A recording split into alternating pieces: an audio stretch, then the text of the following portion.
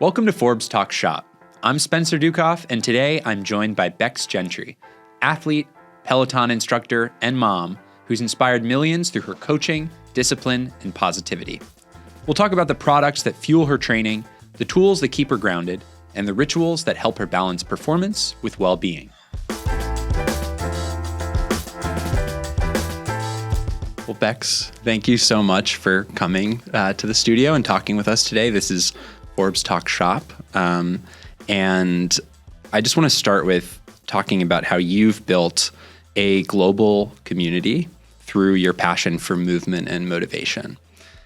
What originally drew you into running and fitness, and when did you realize that that would become your life's work? Oh, gosh, we could be here for hours. Well, first of all, thank you for having me. It's strange when I look back on it. It was movement for me was escape. It was my form of getting away from, one, a toxic relationship that I was in, and two, a job that I'd sort of outgrown, with no disrespect to my former employer. I'd had a great run of it, but it was time to move on. But I didn't really know what to do. I followed the traditional path of school, university, go and get a job that is linked to the degree, make the parents happy, all of that. And then all of a sudden it was like, this isn't filling my cup, and I don't know what will, but I don't want to do it anymore. And my dad was born in the 1930s, so he's got very traditionalist views when it comes to working and, carrying on with just do what you've got to do, dear. Yeah. And it was tough to tell him that, actually, Dad, I think I want to go away from academia into sport. He's like, okay. Yeah. And so I think for me, it was about filling my cup when I realized that running was something as a passion that elevated my life in many ways. It allowed me to move. It allowed me freedom. It allowed me to escape from the things that weren't making me happy. And then it took time, obviously, for it to become something I was good at. But I had the grit and I had the drive. I was part of an MMA and boxing gym in my early days of fitness when I still worked in public relations. And we did this circuit that always involved doing this huge random sprint around the block where we had the gym. And I'd beat everyone, hands down, every time. Because, I had the tenacity of like, you're not going to be the one who I'm chasing. I'm going to be the one that you're chasing. And come on.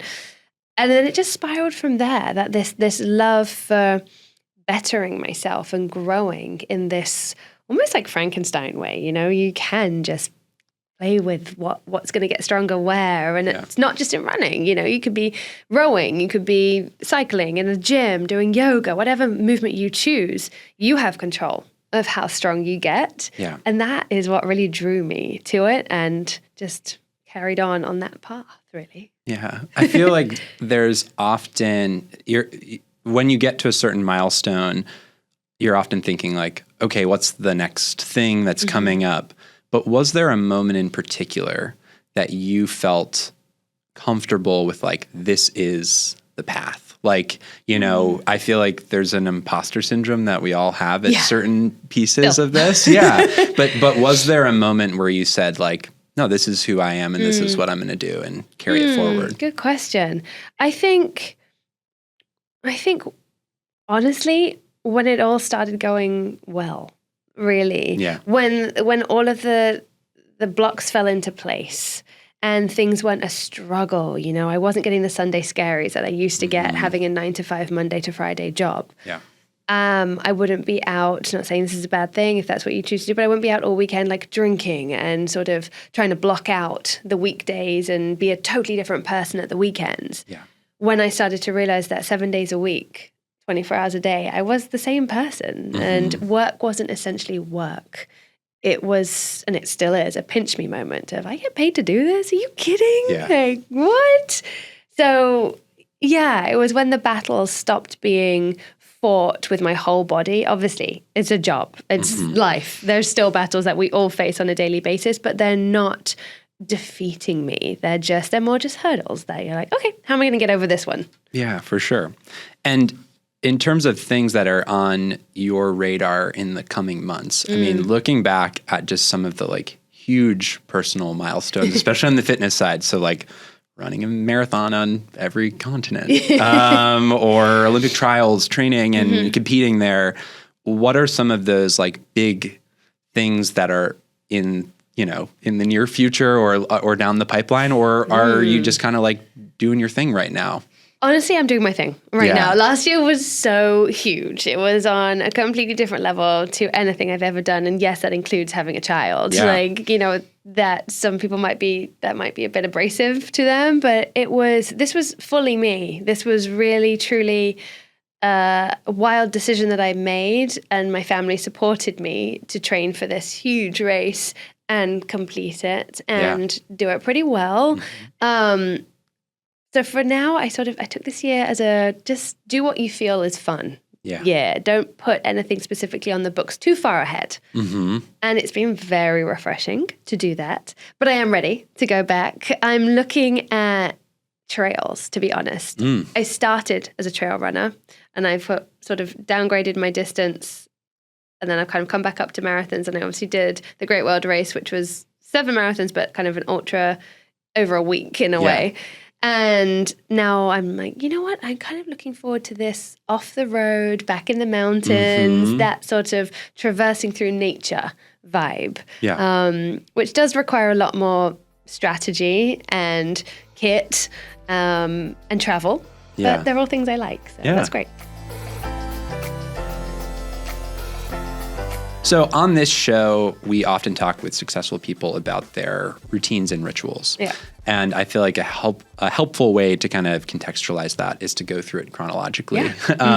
So I'm curious, can you tell me a little bit about your morning routine? Like, how does the day typically start for Becs Gentry? Well, it's normally dictated by my 3-year-old when she gets up. If she's having a sleep in, it's dictated by my 2 dogs when they want to get up and be released into the Brooklyn wilderness for their bathroom break.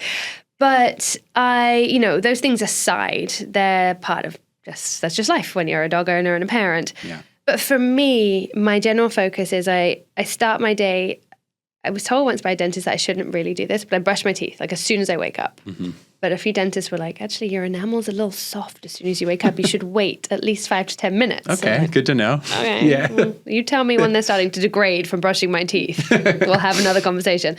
And it's weird because I find that's my moment of visual contact with myself, of aligning with like, okay, what are today's goals? If it's a big day or if it's a small day, I have at least 2 minutes to just look myself in the eye and be like, you've got this today. Or if I need an extra little bit of personal pep talk, it's 2 minutes to be like, all right, you're feeling a bit run down or you're exhausted. How are you going to get through this? What are the things that you can delete from your day?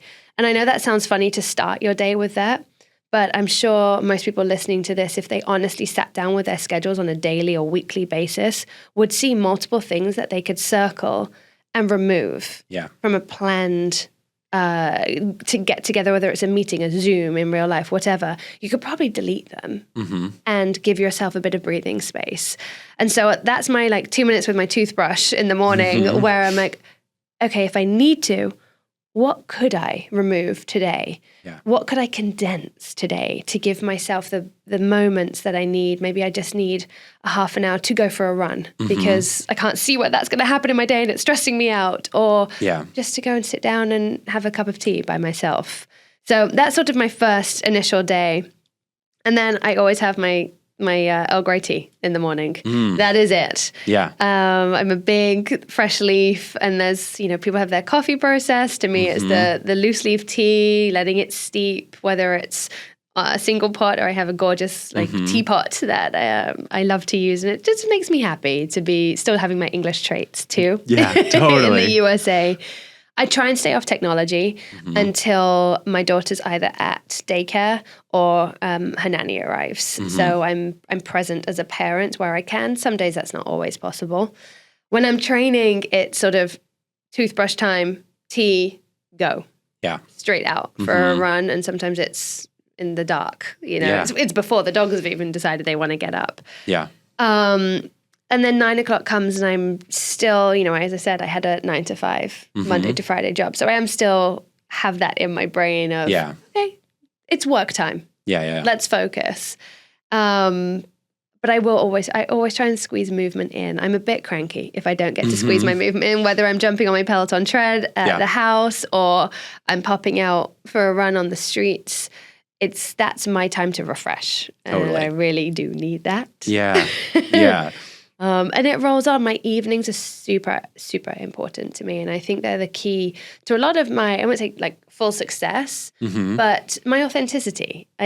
We live in a metropolitan city that is the busiest and the most crazy on the planet. Let's be honest. It's New York City. It's nuts here.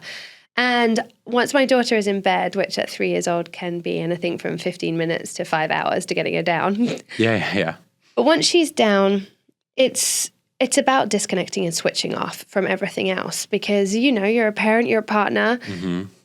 You need to reconnect with your partner too. Yeah. And your personal success is huge, but for most of us, it wouldn't be there without that person, without that rock, that support. Totally. So it's that moment of, again, we both have our phones set to about 8:30 where it goes into sleep mode. And of course, you're on it every now and again. Yeah.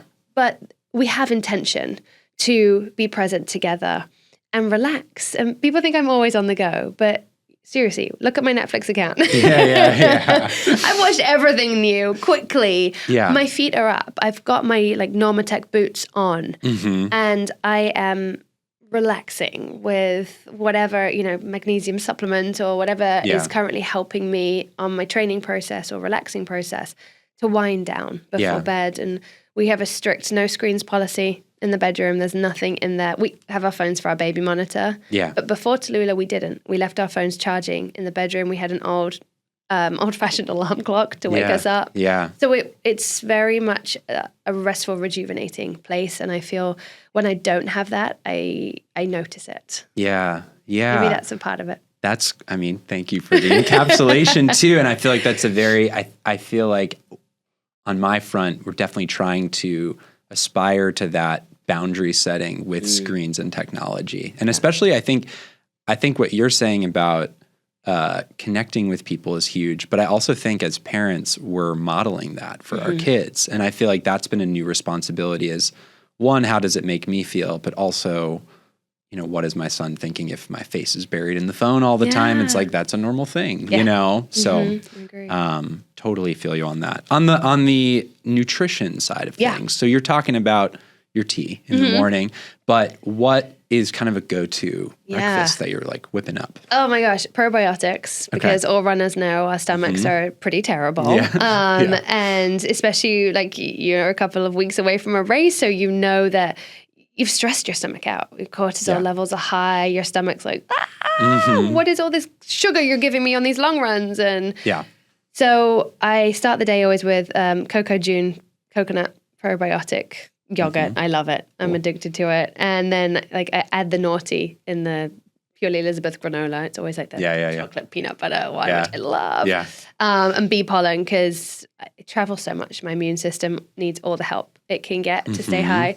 Generally AG1 as well. Get that in during my day, in the morning as soon as I can, preferably before breakfast, but I'm not perfect. We forget. And then I'm like, okay, have it. It's better than not having it.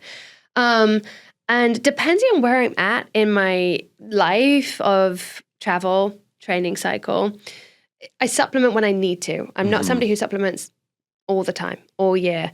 When the seasons are changing, I'm definitely upping it on that vitamin C, vitamin D3, K2, all of that levels. Then in summer, I don't feel like I need it that much, but more like magnesium before bed, melatonin when I travel, for sure. Vitamin B12, but that's more of a aesthetic thing of keep your hair looking good but those are the things that I keep with me. And electrolytes. I'm a big again, not every day, but we filter our water at home in Brooklyn, and we use clearly filtered because I'm so scared of all of the microplastics and everything, and that's worked really well for us. That we love that brand, and I've heard that it does take out quite a lot of the essential minerals, so adding in some electrolytes can help too. So I'm always trying all different brands, whether it's Cadence just brought out a really cool new one which is beautiful, whether it's there's been another one I've tried recently, Oh gosh, IM8 was quite interesting. Cool. Yeah, so there's lots. Instant hydration, they're all great to add. So for me, that's like, I try and set myself up at the top of the day, because I'm sure you know, as your day gets busier and rolls, you just start decreasing on the self-love. Totally. Totally. Yeah, it's often about the night before being prepped so that when my brain is not fully turned on, I've already made all of those decisions, you know? Yeah. So you're talking about, bouncing around a lot. There's a lot of either you're going from point A to point B within the city, or traveling a lot as well. Is there one item that you're like, if I'm not traveling, especially like out of town, and I don't have this, like I'm losing it a little bit? Oh gosh. Or more than one. Aside from melatonin, if there's a time difference, melatonin is the one thing where I'm like, oh no, this is not going to be good. Yeah. My compression socks for flying, I will lose it if I don't have those with me. So we've talked about the morning, the evening. We talked about nutrition. Oh, can I add? Of course. Sound machine. Okay. Yeah. Not that I carry my actual Doomy sound machine with me, but my app. Yeah. I have to have it, my white noise, or if I don't have that, I had a go-to podcast, like they have those sound machine nature sound podcasts. Brilliant. But the problem would be that if I slept too long, there would be ads that they put at the end. So I'd be suddenly being sold, a hamburger or a sedan or something like that. Why am I so hungry? Like, oh my gosh. So I had to switch to the apps. But I want to talk, I feel like it would not be a Becs Gentry interview podcast for the people at home watching or listening to this if we didn't talk about running gear. Yeah. And I want to hear about shoes, gear, anything that you feel right now in the moment you're like obsessed with. Okay. Yeah.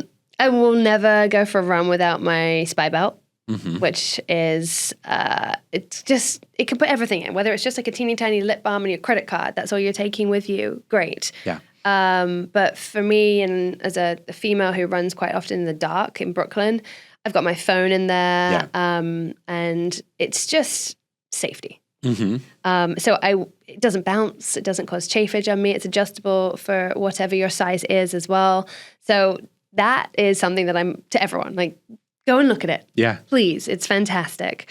I've recently been lucky enough to try the new Oakley Meta Vanguards. And I'm going to test those out soon, and I'm very excited about it. They're so good. Yeah.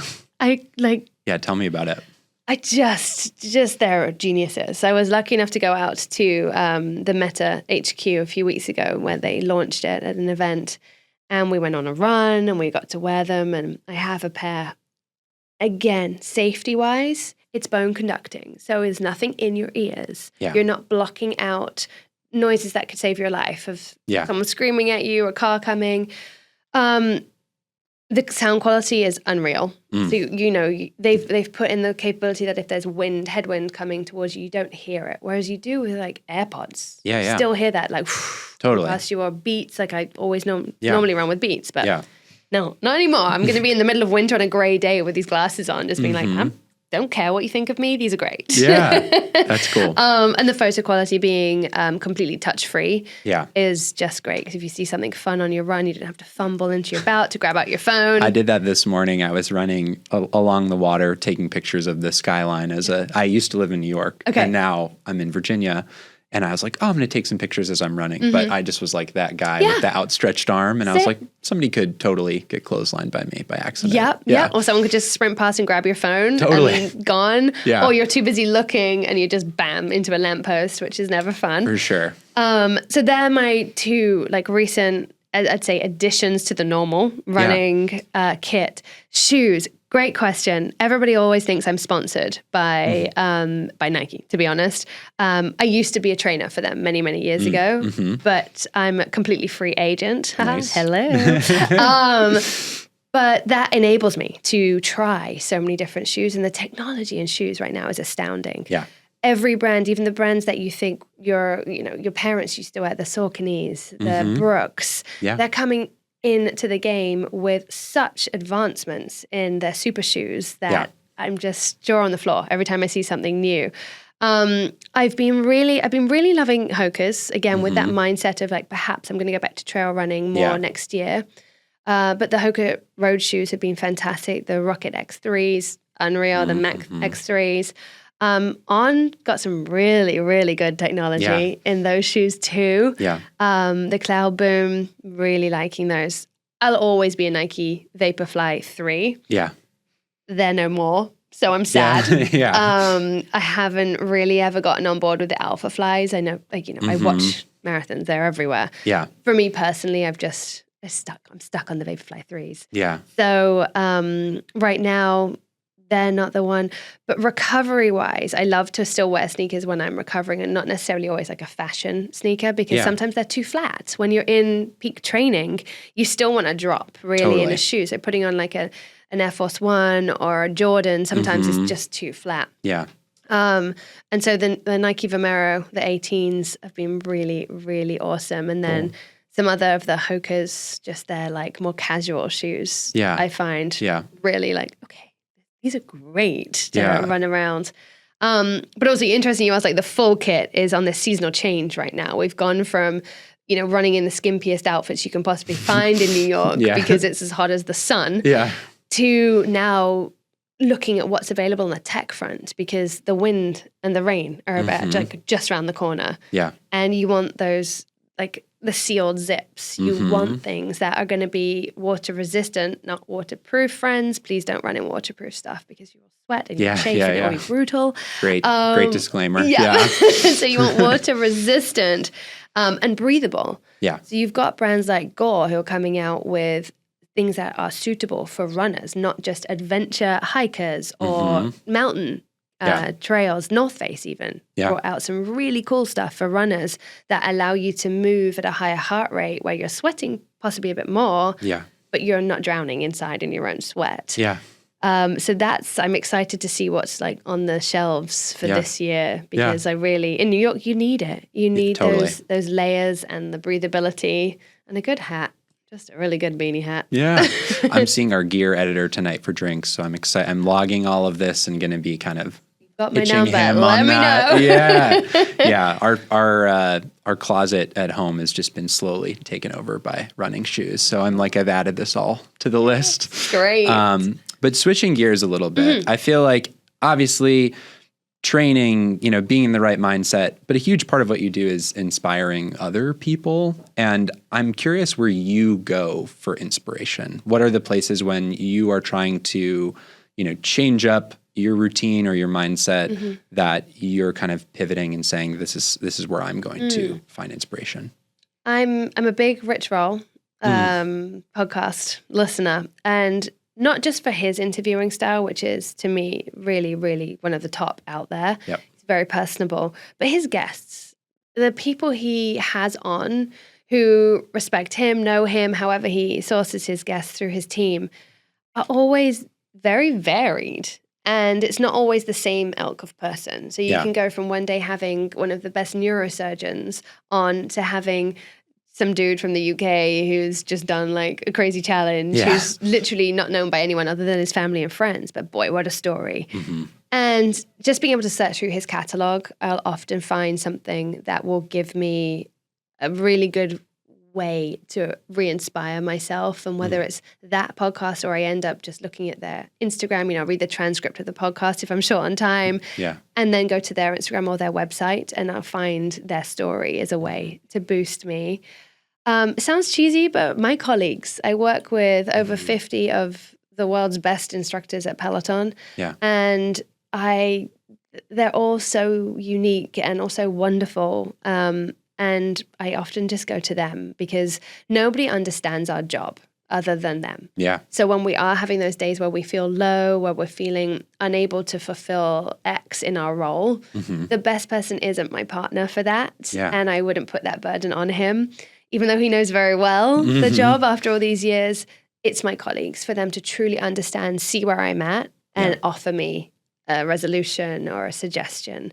So they really are, like, people think it's a joke that we're all close friends, but we're not all besties. We wouldn't all live in a house together. But there are certain ones who I definitely have on speed dial for days where I need a boost. for sure. Yeah. Yeah. And before we get to our last segment, we've talked a lot about what you need for recharging and recentering, and talked about you as an athlete and as a coach. I want to talk a little bit about you as a mom and kind of lessons that you've learned in this first year. You've been very open with people on Peloton about being a mom, but kind of how has being a mom changed you? Oh gosh, for the best and the worst in many ways. T's 3. She's a force, which is probably unsurprising. I don't know why I'm constantly shocked. People are like, see yourself? Like, yes, of course she's a force. It's patience. I don't think I was ever a patient person. I have a sister. She's my half sister. She's 24 years my senior. We never lived in the same house. So essentially I'm an only child. Yeah. She was there all the time, but she was in her 20s. Like, she was having a great time in the 80s when I was born, 90s as I was growing up. And so I had that only child impatience and needy sort of level. So to have this other human in my world who isn't my chosen partner is hard sometimes. You know, she'll go and grab my childhood bear that was passed down through the family and it's like in tatters and she's just so violent with it. And I'm like, don't break it. Yeah. And I could just see Austin look at me like, just let her be. I'm like, but he's my bear. But it's that level of love of like, what are you going to do if she does break it? Totally. She's your child. You're not going to, you might be mad for a millisecond. Yeah. And you know, she's going to be more upset because she's so empathetic. It would break her heart to know that she'd broken anything. Yeah. But it's also taught me a lot about who I am in relation to what I can do. I never thought I wanted to be a mom. So the whole fact that I became a mom was a 360 in my own world. And now having Tallulah gave me the strength to do the Great World Race. Yeah. Before that, I probably wouldn't have thought, oh, I can do that. Because if you birth a child, you go through that like, whoa, I can do anything now. Look what I just did. I grew that. I birthed that. Seriously, I'm untouchable. Yeah. And she's taught me what it's like to have a best friend who's there all the time. Like this teeny tiny best friend from the time when she was a sack of potatoes, really, you know what it's like. Everyone's like, oh, they're so cute. Like, they do nothing. Yeah, totally. Literally do nothing. Yeah. But they keep me up all night. Don't really understand. But now she's at that sassy 3-year-old age where it's full conversations, it's full opinions. And that you just have to learn how to explain things. And that is very difficult in the given world right now. Understand even, she just went through the phase I'm sure you went through of, mommy, is that a boy or a girl? And being like, it doesn't matter. Yeah. It doesn't, if they want to tell you, great. But it doesn't matter. It doesn't affect who they are, okay? And teaching them all of these things about the world is very, very humbling, very difficult, requires a ton of patience. Totally. And a ton of education. Because I think I know a lot, but because she's my child, I want to make sure that what I'm saying is worded correctly. Yeah. It's passed on correctly. So I'm making sure I'm educating myself, keeping up to speed with, legislations, what's not right, what should be fought for, etc. moving forward. So I'd love to just sit and educate myself about movement and sport and running. Yeah. But it's teaching me to pivot and be that guide for her, which is something I didn't expect really in my future. Well, and there's got to be an interesting juxtaposition between you have this platform and there are all of these people that you will probably never meet who have this very strong connection to you through what you've done in your career, but you're also doing that like very deep level of coaching and protecting and supporting with this little person. Yeah. And so it's interesting, like the relationship between those two. It is. And I'm a fierce mom when it comes to certain things. Austin's the one who, if she's had an incident at school, he's like, you're not going to pick her up.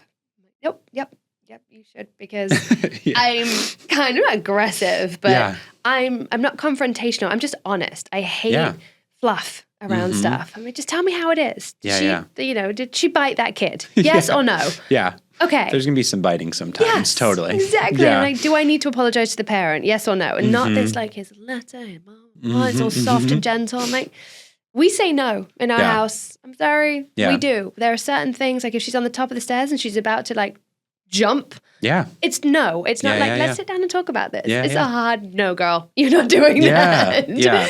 Any products that have been lifesavers for you as a mom? Oh my gosh. How long have you got? I'd say my Bob jogging stroller, or running stroller, I should call it by its name in our house. We call it Bob, but B-O-B. They're unreal. Yeah. It's we have you do. one at home. Yeah. Yes, you know. They're great. The brakes are right there, the adjustable hand. Totally. Oh, so good. I would her crib from Nestig has been her crib since she was brought home. And she's, don't judge me, but she's still in it. She's never My son's almost 4, and he's as long as he'll stay in the crib, we're down for. He can get out of it, and he treats it like a jungle gym. But she doesn't get out at night. Yeah. She knows that when lights go off, she's like, I don't stand up and try and get out. Yeah. I also told her there's alligators underneath, so whatever. You gotta do what you gotta do. Yeah, totally. So her nested crib for sure was something that she really, really loves. And then I would say, and it's not available now, and I don't know why, but there was this Frida Baby sound machine. And it was not the travel one. It was like a high one. Yeah. And it's just been the best thing ever. And weirdly, not to berate, I have a Hatch in our room that I love, and I got the kids one. Yeah. And I was like, I don't need this overcomplication for my daughter's one. I don't need an app. I don't need 50 extra sounds for her. We had the same thing. Yeah. It's in our room. It's great. We're basically using that one, and then we have a Homedics or like a very old school analog one. Yeah. Does it look like the conference thing? Yeah, exactly. It's not very aesthetically, but it does what it needs to do. And it's like, turn the knob up, turn the knob down. Yeah. Absolutely. And, there's things that you go through with kids of all the different ages. Like she's having a renaissance with Play-Doh. Yeah. And that's fantastic. We're going back to things that I used to play with when I was little. Yeah. But when she was really tiny on a gross level, the snot sucker. Yeah.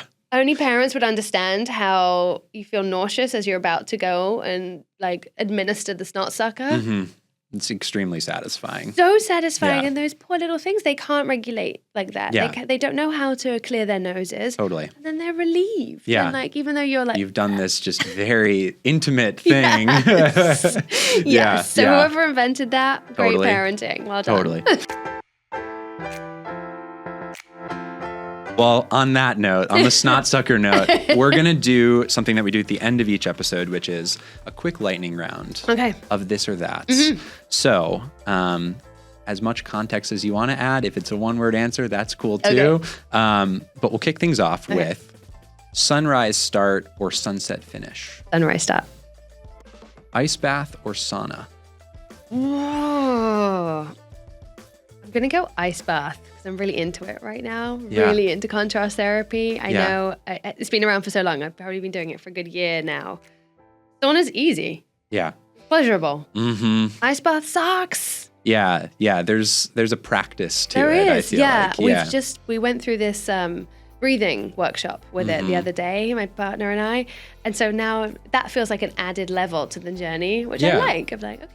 Are we doing the breathing right? Yeah, for sure. Yeah, I feel like when I do a sauna, I start to get bored at a certain point. With the cold plunge, it's like there's no time to get bored. You just have to think about surviving. EDM concert or night at the symphony? Night at the symphony. God. Yes, please. New York City Marathon or London Marathon? New York City Marathon. Good answer. Cooking dinner or ordering takeout? Cooking dinner. Spontaneous trip or fully planned itinerary? Spontaneous trip. Nice. What's the next trip you have on the radar? I might be going to Vegas for the Formula One. Sweet. Yes. Okay, very cool. Pilates reformer or strength circuit? Oh my gosh. Ew. Oh, that's difficult. Probably Pilates reformer, but it's got to be a hard class. None of this easy, stretching, stroking with a feather level. I want it to be like, I want to be shaking when I'm coming out of that. Yeah. Sesame Street or Bluey? Sesame Street. Never watched Bluey. Yeah? No, never seen it. Okay. So Foam roller or massage gun? Massage gun. Reality show binge or documentary binge? Documentary binge. Nice. And then the last one, coaching others or being coached?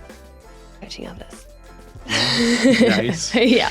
Becs, thank you so much for joining us. Thank you for having me. We've linked Becs' favorite gear, recovery tools, and wellness essentials in the description below. And don't forget to subscribe for more Forbes Talks Shop episodes.